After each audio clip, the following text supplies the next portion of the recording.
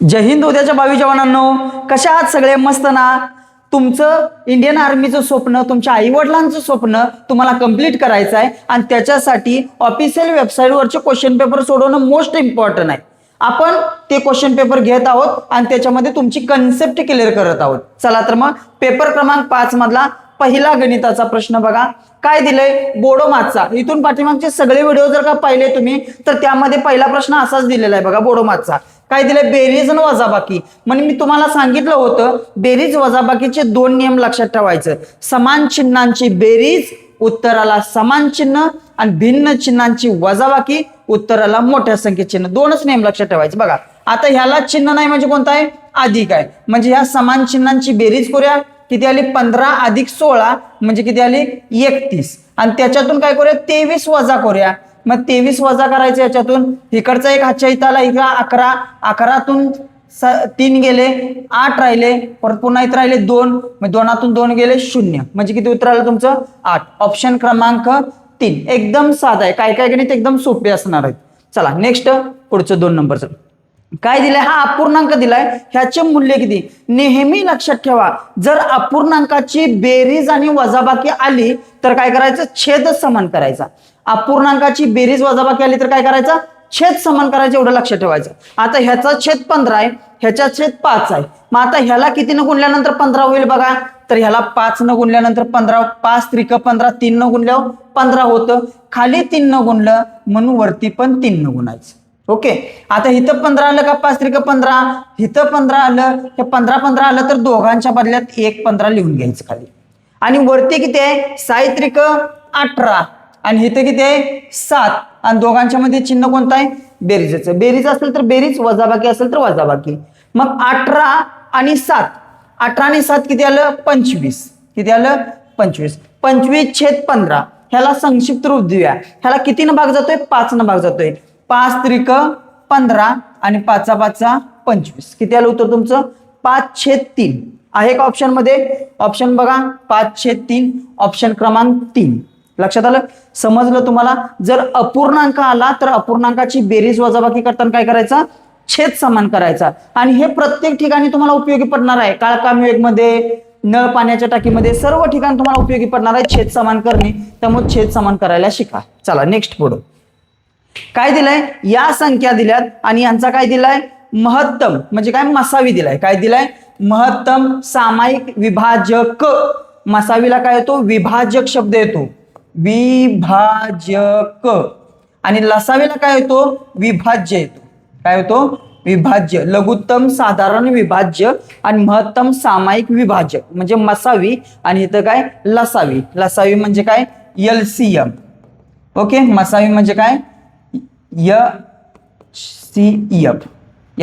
Okay. आता काय करायचं? जर मसावी सांगितला तर मसावी काढताना काय करायचं? शॉर्टकट सांगतो तुम्हाला. ह्यातल्या ऑप्शन मधल्या मोठ्यात मोठ्या ऑप्शननं ह्याला भाग गेला पाहिजे. ह्या वरच्या संख्या आहेत ना, ह्या संख्यांना काय केला पाहिजे? भाग गेला पाहिजे. ह्यातल्या कोणत्या मोठ्या संख्येने याला जर का भाग जात असेल सर्व संख्यांना तर तो झाला मसावी. आणि लसावीला काय? लसावीला ह्या संख्यांनी ह्यातल्या कोणत्या लहानात लहान संख्येला भाग जातो तो झाला काय? लसावी. मग मोठ्या संख्येपासून सुरुवात करूया. 4 न ह्या सर्व संख्यांना भाग जातो का? जातो. 4 5 20, 4 त्रिक 12, 4 2 8 म्हणजे 4 न जातो. म्हणून ह्याचा मसावी किती आला? 4. मी पुन्हा एकदा ट्रिक समजून सांगतो बघा. मसावी काढायचा असेल तर ऑप्शन मधल्या जी मोठ्यात मोठी संख्या आहे त्या संख्येनं भाग गेला पाहिजे. समजा ऑप्शन मध्ये 5 असतं तर 5 न भाग गेला असता का? तर इथं गेला असता, मात्र इथं गेला नसता. सर्व संख्यांना भाग गेला पाहिजे म्हणजे 5 उत्तर नाही. मग नंतर 4 घ्यायचं ऑप्शन. 4 न जातो का बघायचा, सोडवायचं. लक्षात आलं? ऑप्शन मधल्या मोठ्यात मोठ्या संख्येने ह्या सर्व संख्यांना भाग गेला तर तो आला तुमचा मसावी. ओके. चला मी तुम्हाला सोडवायचं कसं तेही सांगतो. काय करायचे? हे जे अंक दिल्यात हे अंक लिहून घ्यायचे. 8, 12 आणि 20 अंक लिहून घेतले. ह्या पद्धतीनं आखून घ्यायचं आणि करायचं काय? इथं अशी संख्या लिहायची की ज्यानं ह्या सर्व संख्यांना आतल्या भाग जातो. मग ह्या सर्व संख्यांना कितीनं भाग जातो तुमचा? 4 न भाग जातो. 2 न पण जातो. 2 न भाग घालवलं तर परत आणि खाली सोडवायचं. आपण घालूया 4 न. 4 2 8, 4 त्रिकम 12, 4 5 20. परत ह्या सर्व संख्यांना कितीनं भाग जातो का? तर सर्व संख्यांना भाग जात नाही. म्हणून तुमचा काय? मसावी किती आला? तुमचा 4 असावे. सोडवायचं कसं कळालं, कन्सेप्ट क्लिअर करत जायचं. चला नेक्स्ट पुढचा बघा. काय दिल्या, सरासरी दिल्या. काय दिल्या, सरासरी. सरासरी म्हणजे काय करायचं, ह्या सर्व संख्यांची बेरीज. मी पहिला सांगितलंय सरासरी म्हणजे काय करायचं, सगळं गोळा करायचं. गोळा करणं म्हणजे काय करणे, बेरीज करायची आणि जेवढ्या संख्या आहे तेवढ्या संख्येनं काय करायचं, भागायचं. चला हे सगळं गोळा करूया म्हणजे बेरीज करूया. बघा 13 आणि 10 23, 23 आणि 9 32, 32 आणि 12 44, 44 आणि 14, 44 आणि 14 58, 58 आणि 2 60. किती आली बेरीज यांची, 60 बेरीज आली. ह्या 60 ला काय करायचं, ह्या संख्याने भागायची. किती संख्या आहे ती, 1 2 3 4 5 6. 60 ला काय करायचं, 6 न भागलं, 6 1 6, 6 10 60. किती आलं होतं तुमचं, 10. ऑप्शन क्रमांक 1. कन्सेप्ट क्लिअर करत चला. सरासरी म्हणजे काय, सगळे गोळा करणं म्हणजे बेरीज करणे, भागिले जेवढ्या संख्या आहेत तेवढ्यांना काय करायचं, भागायचं.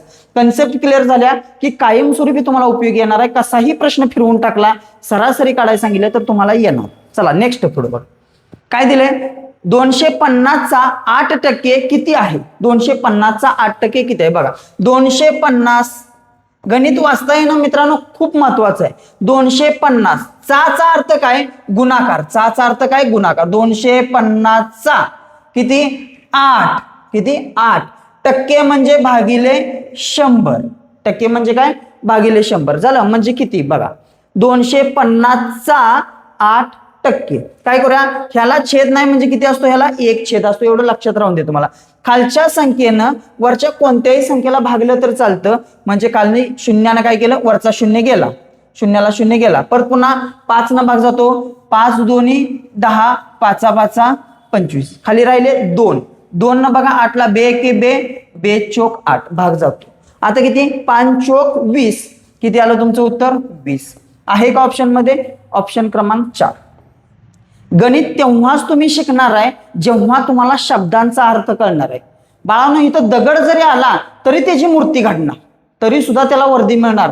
फक्त सांगितलेल्या कन्सेप्ट फक्त क्लिअर करत चला, तुम्ही गॅरंटेड येणार, तुम्हाला डेफिनेटली येणार.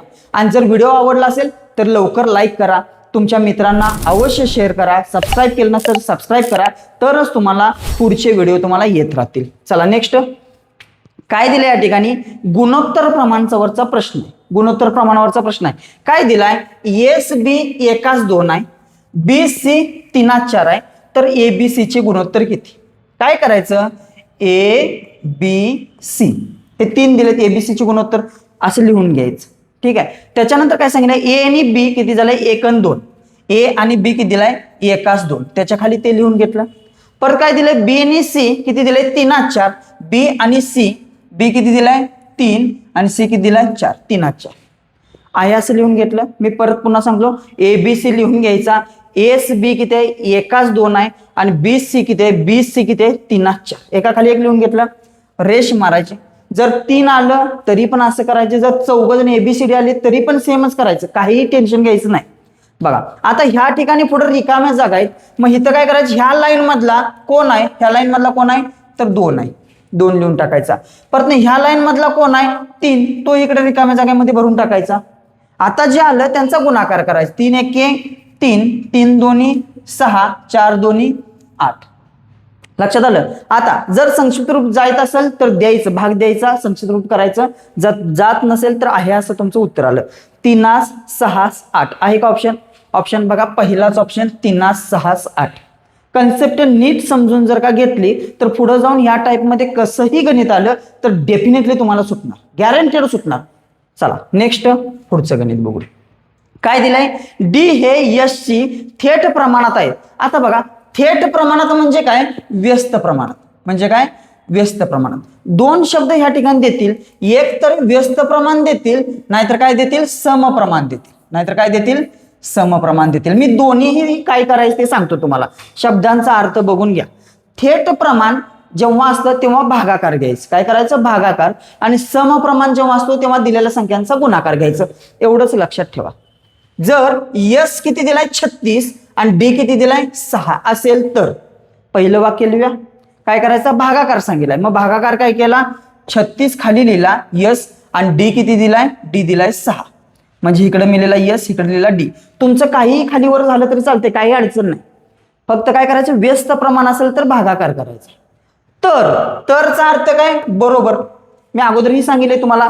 तरचा अर्थ काय? बरोबर. तर काय सांगितलंय? यस किती दिलाय? 48. यस कुठं आहे? खाली आहे 48. यस किती? 48 असताना डी चे मूल्य काय? म्हणजे डी काढायचंय. मांडणी कळाली तुम्हाला? हे काय सांगितलं? व्यस्त प्रमाण असेल तर भागाकार करायचा, आणि जर समप्रमाण जर का असतं तर ह्या दोघांचा गुणाकार केला असता. तेही मी तुम्हाला पुढे जाऊन सांगेन. बघा, व्यस्त प्रमाण आहे, भागाकार केला. पहिला यस 36, डीच्या ठिकाणी 6, परत काय तरचा अर्थ बरोबर, आणि यस किती? यसच्या ठिकाणी 48. तर पुढे काय सांगितलंय? डी चे मूल्य किती? मांडणी करायला जमली का? जमले असेल तर फक्त काय करायचा? भाग घालवायचा. आता बरोबर चिन्हाचं जर गुणाकार करायचा असेल तर करायचं काय? गुणाकार करणं इथे गरजेचं आहे. तर काय करायचं? खालचं वर न्यायचं, वरचं खाली आणायचं, पुढची संख्या. मग काय करूया आपण? 48 काय करूया? वरती नेऊया आपण. इथे काय केलं आपण? 48 वरती नेलं, प्रश्नचिन्ह खाली आणलं. ओके, म्हणजे डी खाली आणलं. ओके, आता करूया का? भाग घालूया आता. बघा किती? 6 एके 6, 6 6 36. गुणाकार का करायचं? कारण इकडच्या संख्येने इकडे पण आपण भाग घालवू शकतो, म्हणून गुणाकार करायचं, बाकी काही कारण नाही. चला पुन्हा 6 एके 6, 6 8 48. वरती किती राहिलं? 8 गुणिले 1, म्हणजे 8 गुणिले 1 म्हणजे किती? 8 एके 8. उत्तर किती आलं तुमचं? 8 आलं. हे झालं मी काय तुम्हाला सांगितलं? व्यस्त प्रमाण. व्यस्त प्रमाणात आलं तर ह्यांचा भागाकार करायचा. आणि जर समप्रमाण असतं तर काय करायचं? 36 गुणिले 6. काय करायचं असतं? 36 गुणिले 6. हे समप्रमाणासाठी. हे काय दिलंय? समप्रमाण जर का असतं तर गुणाकार केला असता. व्यस्त प्रमाण आहे, भागाकार केला. ओके, तरचा अर्थ काय? बरोबर. तर 48 गुणिले किती? 48 गुणिले किती? हा काय केला असता? पुढे गुणाकार. बरोबर चिन्हाच्या पलीकडची संख्या अलीकडे आली, भागाकार आली. उत्तर तुमचं सुटलं. जर व्यस्त प्रमाण असेल तर ह्या पद्धतीने सोडायचं, भागाकार. जर समप्रमाण आलं तर गुणाकार. कन्सेप्ट समजून घेत चला. व्हिडिओ शेवटपर्यंत बघा, तरच आपणास 1 मार्क मिळत जाणार आहे. चला नेक्स्ट पुढे. 4000 वर 2 वर्षासाठी वार्षिक 10% दराने साधे व्याज देतील किंवा काय देतील? सरळ व्याज देतील. ओके, सरळ व्याज किती? सिंपल इंटरेस्ट किती? बघा, 4000 मदक भागिले 100. मी तुम्हाला कालही सांगितलंय, मदक भागिले 100. म्हणजे मुद्दल किती आहे? 4000. जी रक्कम असते त्या रकमेला म्हणायचं मुद्दल. आता किती वर्षासाठी? जेवढ्या वर्षासाठी असतो त्याला म्हणायचं कालावधी. मग कालावधीच्या ठिकाणी कालावधी टाकला 2. किती टक्के दराने म्हणलंय का? किती टक्के दराने? तो काय असतो तुमचा दर. किती? 10%. ह्या सर्वांच्या मध्ये गुणाकारात चिन्ह असतं. भागिले 100. ओके, वरच्या शून्याला खालचा शून्य गेला, परत खालच्या शून्याला परत वरचा शून्य गेला. आता राहिलेल्या संख्यांचा काय करूया? गुणाकार करूया. किती? 2 गुणिले 1 गुणिले 4 म्हणजे किती? 2 चोक 8. किती आलं? 8 आलं. आणि 8 वरती 2 शून्य. ज्या 2 शून्य राहिल्या त्या 2 शून्य आहेत अशा दिले. किती आलं उत्तर? 800. 800 उत्तर आहे का? ऑप्शन क्रमांक 4. कन्सेप्ट क्लिअर करत चला. सरळ व्याजावरची साधा आहे, सोपा आहे. चला, 4 तासात 200 किमी अंतर पार करणाऱ्या कारचा तासी वेग किती? बघा काय सांगितलंय, मी सांगतो बघा. 4 तासात किती जाते? 200. काय करायचं? 4 तासात 200 सरासरी करताना किंवा ताशी वेग काढताना, ताशी म्हणजे सरासरी. 4 तासात 200. तुम्ही काही वेळेला असं सुद्धा लिहिताय 4 तासात 200. हेही बरोबर आहे, तर मग परत तिरकस गुणाकार करण्यापेक्षा लिहितानाच असं लिहायचं. 4 तासात 200 तर 4 तासात 200 तर 1 तासात किती? 1 तासात किती म्हणजे तासाला सांगितलं ना, 1 तासी वेग म्हणजे किती? 1 तासाला किती? आता करायचं काय बघा, ह्या ठिकाणी करायचं काय? बरोबर चिन्हाचं जर का गुणाकार करायचा असेल तर 1 कुठे जाणार? वरती जाणार. 1 कुठे जाणार? वरती जाणार. आणि खाली काय येणार तुमचं? प्रश्नचिन्ह. बघूया. 4 एके 4, 4 पंचे 20, वरचा शून्य आहे तसं की त्याला तासी 50 किमी. ऑप्शन क्रमांक 1. आता ह्यामध्ये एक महत्वाची हिंट आहे, लक्षात ठेवा तुम्ही फक्त. इथं जर का तास दिले, इथं काय दिलंय? तास दिले. इथं जर का तास दिलंय आणि इथं जर का किलोमीटर दिलं तर 5/18 करायचं नाही. जर ह्या ठिकाणी तास दिलं, ह्या ठिकाणी काय दिलं? तास दिलं, ह्या ठिकाणी दिलं तास, आणि ह्या ठिकाणी किलोमीटर न देता समजा मीटर दिलं. काय दिलं? इथं समजा मीटर दिलं तुम्हाला, तर काय करायचं? तर गुणुले 18/5 करायचं. तर काय करायचं? गुणुले 18/5. 18/5 कधी करायचं लक्षात आलं का तुम्हाला? हे एकाच प्रमाणात आहे, त्यावेळेस 18/5 करायचं नाही, म्हणून इथं आपण 18/5 केलं नाही. ओके. आणि काय काय ठिकाणी 18/5 करायला सांगतात, मग ते कुठं करायचं? जर हिथं तास दिलं आणि हिथं मीटर दिलं तर 18/5 करायचं, गुणाकार 18/5. समजलं? चला नेक्स्ट पुढे बघा काय दिलंय ह्या ठिकाणी. काय दिलंय की घातांकाचा नियम दिलाय. काय दिलाय? घातांकाचा नियम. मी पाठीमागच्या क्वेश्चन पेपर मध्ये पण सांगितलेलं आहे घातांकाचा नियम. आता काय दिलाय या ठिकाणी? a वजा b चा घन. हा काय नियम आहे बघा, मी या ठिकाणी लिहितो. एकदा काय करायचं, a चा घन लिहायचा आणि एकदा काय करायचा, b चा घन लिहायचा. एवढं लक्षात आलं? a वजा b चा घन ह्याचं काय करायचं, एकदा a चा घन लिहायचं, एकदा b चा घन लिहायचं. एकाला द्यायचं अधिक चिन्ह, एकाला द्यायचं वजा चिन्ह. का? तर वजा आहे म्हणून. जर अधिक असतं तर सर्वच ठिकाणी अधिक येते. ठीक आहे. परत काय लिहायचं, 3a वर्ग b असं 2 वेळा लिहायचं. हे पण 3b चा वर्ग करायचं, इथं a करायचं. ओके. इतकं समजलं? काय केलं, एकदा a चा घन लिहिला, एकदा b चा घन लिहिला. एकदा काय केलं, 3a चा वर्ग b केलं, परत काय 3b चा वर्ग a केला.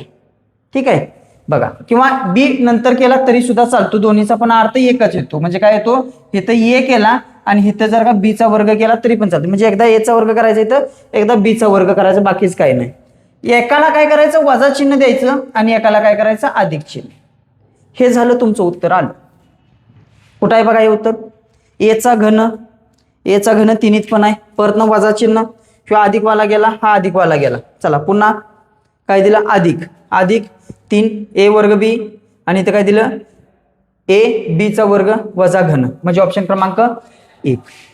एवढं सोपं आहे, फक्त नियम माहित पाहिजे. घातांकाचा a वजा b चा वर्ग घन याचा नियम काय, एकदा a चा घन एकदा b चा घन, एकाला अधिक एकाला वजा. परत काय करायचं, मध्ये 3ab लिहायचं आणि a चा वर्ग करायचा. इथं 3ab लिहायचं आणि b चा वर्ग करायचा. एकाला वजा द्यायचं, एकाला अधिक द्यायचं. झालं विषय. हे अधिक वजा तुमचं मागं पुढं झालं तरी पण चालतं, असं काय नाही. हे इकडे गेलं अधिक, इकडे गेलं वजा, तरी सुद्धा चालतं, तरी सुद्धा उत्तर तुमचं बरोबर येतं. चला समजलं असेल तर चला पुढचा जाऊया आपण. दोन संख्यांची बेरीज 56 आहे आणि त्यापैकी एक संख्या दुसऱ्या संख्येच्या काही 3 पट आहे, तर मोठी संख्या काढायची. काय करायचे, मोठी संख्या. बघा एक संख्या 1 पट सांगितली, मी पाठीमागच्या वेळेला पण सांगितलंय, हे गुणोत्तर प्रमाणावरच आहे. कशावरती आहे, गुणोत्तर प्रमाणावरचे आहे. गुणोत्तर प्रमाणावरचे आहे. पट किती पण पट देऊन द्यात, कितीही पट. पाठीमागं पण प्रश्न आला होता, हे किती दिलंय, एक संख्या ही दुसऱ्या संख्येच्या किती पट आहे, 3 पट आहे. म्हणजे काय, पहिली संख्या असेल किंवा दुसरी संख्या असेल, जी काय असेल ते. एक किती आहे, एक संख्या ही दुसऱ्या संख्येच्या किती पट आहे, 3 पट आहे. म्हणजे ही जर का 3 असेल तर ही किती असणार, 1 पट. म्हणजे ही 3 पट, ही 1 पट. ओके. आणि त्यांची काय दिल्या, बेरीज. पुढे लिहायचं, जर बेरीज असेल तर बेरीज करायची, जर फरक असेल तर वजाबाकी. इथं काय दिलंय त्यांनी, बेरीज दिल्या, इथं बरोबर चिन्हाच्या पुढे लिहायची बेरीज. दोन गोष्टी कळाल्या तुम्हाला. एक काय, गणित मांडून घ्यायचं, बेरीजच्या ठिकाणी बेरीज लिहिते. परत काय सांगितलं, एक संख्या दुसऱ्या संख्येचे किती पट आहे, 3 पट. म्हणजे ही 3 पट असेल तर ही किती असणार, 1. आता ह्यांची बेरीज दिल्या म्हणून ह्यांची पण बेरीज करायची, खाली इथं लिहून टाकायची. 3 आणि 1 4. भाग घालूया आपण. 4 1 4, 4 1 4, राहिला 1, 4 चौक 16. किती आलं उत्तर तुमचं, 14 आलं. किती आलं, 14. आता काय सांगितलं या ठिकाणी, मोठी संख्या दिल्या. काय दिल्या, मोठी संख्या. ह्या 14 मोठ्या संख्येला गुणायचं. जर लहान दिलं असतं तर लहानला गुणलं असतं. प्रमाण आहे ना हे काय, इकडे काय लिहिताय तुम्ही, प्रमाण लिहिताय आणि तिकडे काय दिलाय, बेरीज लिहिताय. मग बघा 14 गुणूया आपण, की त्याला 14 दुनी 28, 14 त्रिक 42. उत्तर किती आलं तुमचं, मोठी संख्या 42. लहान पाहिजे असते तर लहान 14 1 14, मग 42. ऑप्शन क्रमांक किती, 4. आलं का उत्तर. बघा जर फरक दिला असता तर काय केलं असतं, समजा ह्या ठिकाणी त्यांनी दिला असता, ह्या संख्येच्या 56 बेरीज दिल्या ना, इथं जर का दिला असतं फरक, काय दिलं असतं, फरक दिला असता त्यांनी 28 दिला असता. किती दिला असता, 28 दिला असता. तर काय केलं असतं, आणि पट सेमच दिली असती, 3 पट आणि 1 पट. फरक दिल्यावर काय करायची, ह्यांची वजाबाकी. इथं फरक लिहिला, ह्यांची वजाबाकी करायची. 3तून 1 गेला, 2 राहिला, 2 न भागला असतं तरी पण उत्तर तुमचं सेमच आलं असतं. कळालं. हे तुम्ही प्रॅक्टिससाठी करू शकता. इथं फरक लिहू शकताय आणि सेम करू शकताय. फरक दिल्यानंतर वजाबाकी करावी, बेरीज दिल्यानंतर ह्यांची बेरीज करावी. कन्सेप्ट समजून घेत चला. चला नेक्स्ट पुढे. त्रिकोण एबीसी मध्ये ए बी 60 अंशाचा असल्यास, ए बरोबर बी 60 अंशाचा असल्यास त्या त्रिकोणाचा तो त्रिकोण कोणता आहे? बघूया आपण. त्रिकोण एबीसी हा त्रिकोण आहे. त्रिकोण कोणता दिलाय त्यांनी? एबीसी. त्याला नाव देऊया ए बी सी. मागच्या क्वेश्चन पेपरमध्ये मी तुम्हाला हे सांगितलं होतं, परत पुन्हा एकदा सांगतो. हा एबीसी त्रिकोण आहे. त्यांनी काय सांगितलंय? कोण ए म्हणजे कोण ए, हा कोण ए. परत काय सांगितलं? कोण बी, कोण बी. कोण ए बरोबर कोण बी बरोबर, किंवा हे असं चिन्ह असतं बघायला, ह्याला म्हणायचं एकरूप. ह्याला काय म्हणायचं? एकरूप. म्हणजे जेवढ्या मापाचा कोण ए आहे तेवढ्याच मापाचा कोण बी आहे. तो किती मापाचा आहे? 60 अंशाचा. किती? 60. मग जर का हा 60 अंशाचा असेल, हा 60 अंशाचा असेल, तर तिसरा किती अंशाचा असणार? कारण का त्रिकोणाच्या कोणांची बेरीज किती असते? 180. म्हणजे 60 60 आणि मग हा पण किती असणार? 60. 6 त्रिका 18. म्हणजे हा पण किती येणार आहे? सी 60 अंशाचा असणार. बरोबर. म्हणजेच काय, जर दोन कोण 60 असतील तर तिसरा पण 60 येणारच आहे. जर तिन्ही त्रिकोणाचे तिन्ही कोण जर का समान मापाचे असतील आणि त्रिकोणाच्या तिन्ही बाजू जर का समान मापाचे असतील तर तो समभुज त्रिकोण असतो. कोणता? समभुज त्रिकोण. कोण समान असतील तर समकोण त्रिकोण कधीच नसतो. त्रिकोण हा भुजांच्या वरती ठरतो. कशांच्या वरती? भुजांच्या वरती. त्याच्यामुळं समभुज. जर 3 कोण एकरूप असतील तर 3 बाजू पण काय असतात? त्यांच्या एकरूप असतात किंवा समान असतात. म्हणून त्याला काय म्हणायचं? समभुज त्रिकोण. म्हणजे कुठे दिलाय? विषमभुज काय नाही, समभुज त्रिकोण म्हणायचं त्याला. हे तर दिलाय फसवायसाठी तुम्हाला. समकोण, समकोण येत नाही, समभुज त्रिकोण. आणि मागल्या पेपरला जर का पाहिलात तुम्ही, तुमची टेस्ट नंबर 4 तर त्याच्यामध्ये दिलंय बघा, समभुज त्रिकोणाचा कोण किती अंशाचा असतो? किती अंशाचा? 60 अंशाचा. कोणता पण कोण घ्या, 60 अंशाचा. आणि हाच अकोला पोलीस 2024 ला विचारलेला प्रश्न आहे. समभुज त्रिकोणाचा कोण किती अंशाचा असतो? किती अंशाचा? 60 अंशाचा. लक्षात आलं? चला नेक्स्ट पुढं. x अधिक 2y म्हणजे हे काय आलं? समीकरणांचं आलं. समीकरणांचं आलं तर काय करायचं? पहिलं समीकरण लिहून घेऊया आपण. ठीक आहे. त्यानंतर काय करूया? दुसरं समीकरण पण लिहून घेऊया. पहिलं समीकरण किती सांगितलंय? x अधिक 2y बरोबर 3. काहीही घाबरायचं नाही, काहीही घाबरायचं नाही. येणार तुम्हाला, गॅरंटेड येणार. त्याच्या खाली काय केलं? दुसरं समीकरण लिहून घेतलं. दुसरं समीकरण काय? 2x अधिक y बरोबर 6. 2 समीकरण लिहून घेतल्यानंतर करायचं काय बघा, की हे ज्या समीकरणामध्ये हे समीकरण आहे ह्यांची वजाबाकी आपल्याला करायची असते. मग त्याच्यासाठी कोणता तरी एक आकडा समान यायला पाहिजे. मग आता इथं 2x आहे, इथं 2x आहे, इथं x आहे. मग काय करूया? इथं 2x करायसाठी ह्याला किती गुणाय पाहिजे? 2 न गुणाय पाहिजे. 2 गुणिले x म्हणजे 2x. मग जर ह्याला 2 न गुणलं तर ह्याला पण 2 न गुणायचं आणि ह्याला पण 2 न गुणायचं. म्हणजे एकालाच गुणून चालत नाही, अखंड पदाला गुणावं लागतं. ठीक आहे, अखंड समीकरणाला. मग ह्याला 2 न गुण्या, 2 न गुणलं तर किती झालं? 2x झालं. बरोबर. ह्याला 2 न गुणल्यावर किती होते? 2 दोन्ही 4 म्हणजे इथे किती झालं? 4 झालं. परत नाही, ह्याला 2 न गुणल्यावर किती झालं? 3 दोन्ही 6 म्हणजे इथे किती झालं तुमचं? 6 झालं. लक्षात आलं? म्हणजे काय केलं आपण? 2 ने गुणले. काय केलं इथं? 2 ने गुणले. ओके.